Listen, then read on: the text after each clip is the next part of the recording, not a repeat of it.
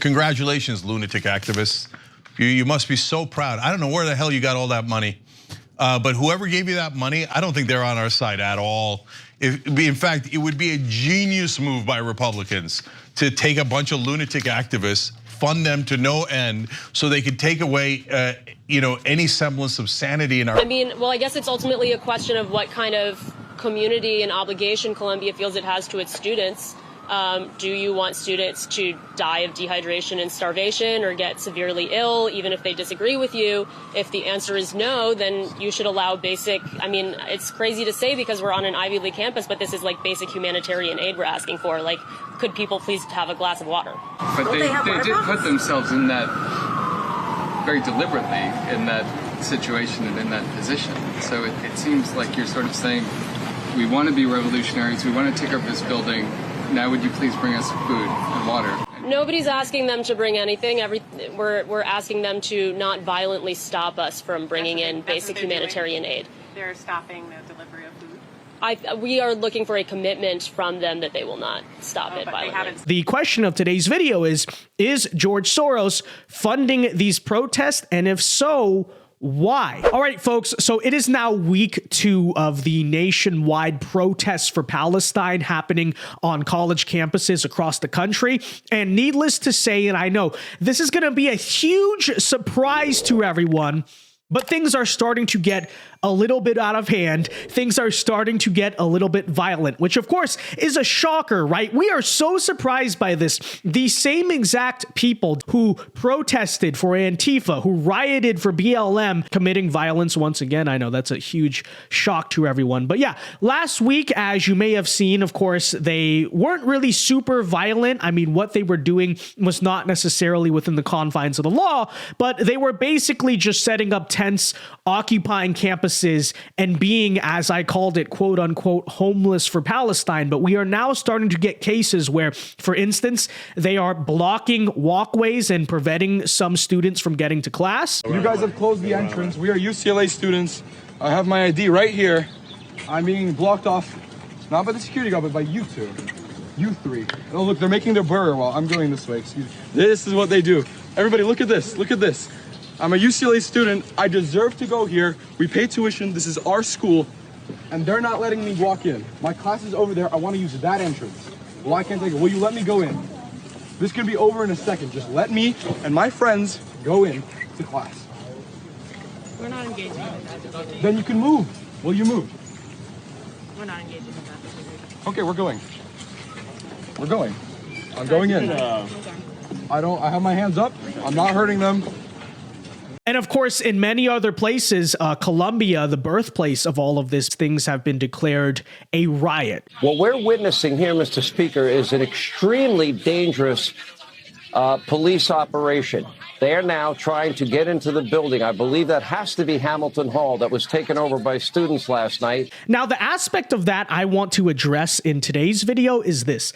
Look, I'm not necessarily surprised that things are devolving into violence. I don't think a lot of people who have been paying attention for the past couple of years are surprised by that. But at the same time, isn't it a little bit weird because this stuff is supposedly happening on college campuses? Now, don't get me wrong. American colleges certainly are hubs of left-wing indoctrination. So I'm not surprised that protests are happening. I'm not even arguing that the original movement here may have been started by actual organic grassroots, college students for Palestine or whatever. But the timing of it is a little bit interesting at the same time because, it's finals week, at least at my school, the University of Florida, and many other colleges across the country. And so you have a situation where these college students, quote unquote, supposedly you would think have finals, or if they don't have finals, many of them already go home. And then you have about 25% of the student body at any given year is currently preparing to graduate. And amidst all of this, they not only have the time allegedly to protest for Palestine, but we're talking talking about a protest where they're occupying the campus, right? These people are setting up tents, living there for days on end, refusing to leave. And it really does beg the question. I mean, I'm sure there's a few college students out there doing it, but how do the majority of them really have time for this? And of course, in places where this stuff is devolving into all-out harassment and violence, again, don't get me wrong, I'm not denying that there are crazy college kids, but you really mean to tell me that this many kids who are enrolled in a university would be so bold about violating university policies, violating laws, literally, causing violence on their own campus? They don't care about getting kicked out. They're just that bold where they're going to do that. I'm saying all of this in speculation that perhaps what we are seeing on American campuses, at least by this week, is not entirely organic, right? These are not all just quote unquote college students who decided to go have a week-long sit-in protest for Palestine. Again, right during finals week, right around graduation. A little bit odd, you would think. And the inference that one would have to make about it is that to some degree, this stuff is being astroturfed. And if this is not college students necessarily who are being paid or supported or pushed by someone to do this, then perhaps a lot of the people getting arrested right now on these college campuses are actually not university students at all. These are outside agitators, potentially even paid outside agitators, right? Paid protesters, paid rioters. And of course, if we as conservatives are going to speculate that anyone on the left may be behind what's currently going on in terms of funding it and pushing it, of course, the first name that would come to mind is George Soros. And so that is, of course, the question of today's video is George Soros funding these protests? And if so, why? Because I think it's also very interesting. We've talked before about how this Palestine movement is actually not good for the mainline Democratic Party. This thing may doom Biden in the election, and yet far leftist George Soros is still supporting it. Is this some type of crazy situation? We'll discuss that, but first let's address the question, okay? Is Soros actually behind this? Well, per recent reporting from the New York Post, I know everyone's going to be so shocked by this as well, but the answer is yes. George Soros and his networks are indeed funding these protests that you're seeing on the campuses. Isabel Vincent in the New York Post reports that George Soros is paying student radicals who are fueling nationwide explosion of Israel protests. The proof they cite here is that at 3 of these colleges, the protests are being encouraged by paid radicals who are quote unquote fellows of a Soros-funded group called the U.S. Campaign for Palestinian Rights. And, you want to talk about, again, outside agitators, maybe people who, even if there are really college students there, pushing them to take this stuff farther, to get violent, to get more unrowdy or unlawful.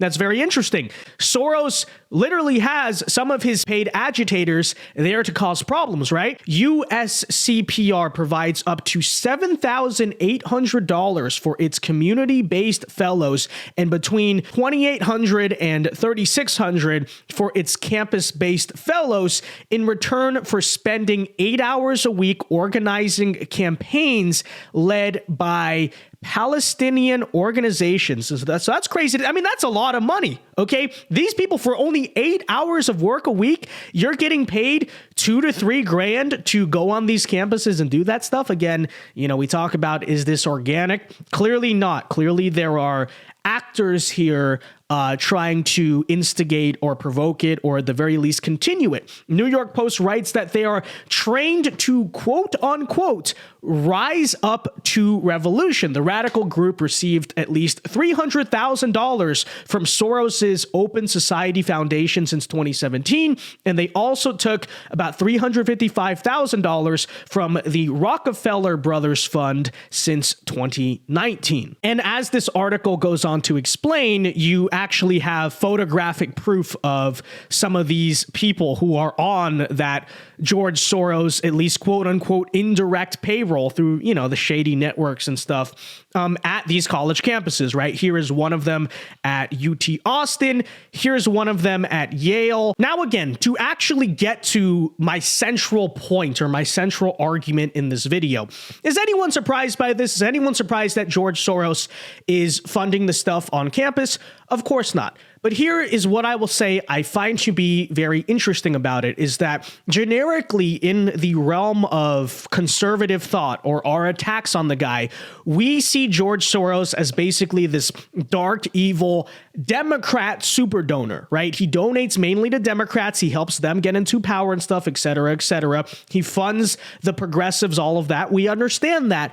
But I will point out, as I've said before, that in this case, George Soros is actually on election year not helping Biden, right? And I've talked about that in relation to these Palestinian protesters, because I know a lot of conservatives say these things like, well, it's election year again, and here's another astroturfed protest that is meant to help the Democrats get elected. It's just like 2020. And I say to those people, I say, you're almost right. You almost have the right idea, except for the fact this doesn't help Biden at all. If you break down what a lot of these Palestine protests are, what they really become is the far left turning against Biden. In fact, many of these Palestine agitators have protested against Joe Biden directly. And so I think it's a lot more complicated than that, right? This is actually a case, as I've argued, where, yes, don't get me wrong, these are the same people leading these protests who were part of BLM, who were part of Antifa, all of that. But this is actually a case where, you know, for years, I would say the mainstream liberals, the Democratic Party, we'll say, the establishment, right, have coddled the far left revolutionaries, because when it was Antifa harassing Trump supporters, when it was BLM, you know, pushing race war against white people and helping Trump lose re-election, of course, that far left radical, many times violent wing of their side was useful to them. And so, of course, for years, Democrats coddled these people. They created the college campuses into what they are, right? Those left-wing indoctrination centers. But what you're running into now, as I've argued with the Palestine protests, is you kind of opened up Pandora's box, right? You actually let the cat out of the bag, because now you're realizing you're in a situation where your far left, younger wing of your party, your coalition, whatever you want to call it, actually cannot be controlled. They are now turning against you. They're turning their knives on the master, because you're now finding out, hey, you bred a bunch of extremists, quote unquote, you know, and now they disagree with you on an issue like Israel. Uh-oh, here we go. And as I have said, I certainly don't feel bad for the Democrats, for the establishment whatsoever. They cheered this on, they wanted this, and now it's backfiring on them? Okay, whatever. How does that relate to George Soros, though? Because you talked about the Palestinian protesters. You know, this is a case where it is a little bit misunderstood what George Soros's true intentions and motives actually are. We have thought for a long time he's basically just a Democrat super donor, but that's not really true. What he is about, what he's trying to fund and create, is the total destruction, the total downfall of civilization itself, right? The guy just loves chaos. Arguably, he wants that chaos so you can kind of start a Marxist revolution out of it, but whatever. Long story short, he roots for the downfall of civilization. Now, in many cases in the past, that has been a good thing for Democrats, because many of the goals of the Democrats are, for the most part, in line with that end aim. But in this case, of course, it is not, right? This is re-election year for Joe Biden. Joe Biden does not want social unrest happening in America. That is a huge red flag that dooms basically most incumbent presidents that you've seen in American history. He doesn't want that, and he certainly does not want social unrest that is being led not by people who are mostly right-wing, but people who are mostly left-wing, his own voters, right? It's the last thing you can want. However, in this case, George Soros says, you know what, Biden? I don't really care, because my goal is not necessarily just to elect Democrats. My goal is to just destroy Western civilization. And buddy, I could care less about you, right? And so this is similar to that case we talked about before of how Democrats really opened Pandora's box, because for years, what did they do? They took a ton of George Soros's money. They celebrated the guy. I'm pretty sure some of them even, got awards or honored the guy or whatever. And now they're in a situation where, that's backfiring on us a little bit. How could this have ever happened? Well, again, you're getting exactly what you deserve. And by the way, it's not just on the Palestine issue, because I was actually watching a segment of the Young Turks, Cenk, Uygur, and Anna Kasparian, those two characters, the other week to try to research content for this channel. And I came across a very interesting segment where even they, progressive leftists, were talking about how the far left DAs in New York, in LA, right, the soft on crime people who are creating these ridiculous policies, of course, they are propped up by George Soros. Cenk and Anna are actually talking about how these people are screwing over the Democrats. They're screwing over the left. They are destroying Democrat political support, which I would also argue is true. I absolutely actually agree with Cenk and Anna that the Soros DAs that they have propped up are definitely in a lot of these cities and across the country turning their own voters against them because they're saying, hey, this is too crazy. This is too ridiculous. But again, just like the Palestine issue, that is another case in how allowing George Soros to just run around and fund civilizational destruction in the end will come back to bite the Democrats too, and I don't feel bad. But here was that clip. Yeah, you're going to turn the entire country into Republicans. Congratulations, lunatic activists. You must be so proud. I don't know where the hell you got all that money, but whoever gave you that money, I don't think they're on our side at all. In fact, it would be a genius move by Republicans to take a bunch of lunatic activists, fund them to no end so they could take away any semblance of sanity in our criminal laws so that the entire country can blame Democrats for this kind of insanity. So since New York is unwilling to reform its bail reform laws, New Yorkers, enjoy your random bag checks by National Guard troops in the subway system. If you can't reform this law instantly, then the government doesn't function. I guess, I don't know. Now my only question is, what's going to happen with Democrats and George Soros? What's the relationship going to be like now? Because, of course, I'm sure the guy's very shady. His finances are very shady. But of course, for years, they turned a blind eye. They allowed him to do it because, hey, he's George Soros. He is on our side. But now that Soros is basically funding protests against Joe Biden, I wonder what's going to happen, right? Are you going to see Biden's DOJ try to indict George Soros, or the SEC, FTC? They're going to look into his finances. Maybe he sends the IRS after Soros. I don't know. That will be an interesting chronicle to follow and figure out, but who knows? Okay, you guys let me know your thoughts. With that said, folks, be sure to leave a like on this video. Subscribe to the channel if you are new. Again, let me know if you think the current relationship between Soros and the Democrats is strained or awkward. And until next time, Alpha moves only. God bless. Have a very great rest of your night, and peace.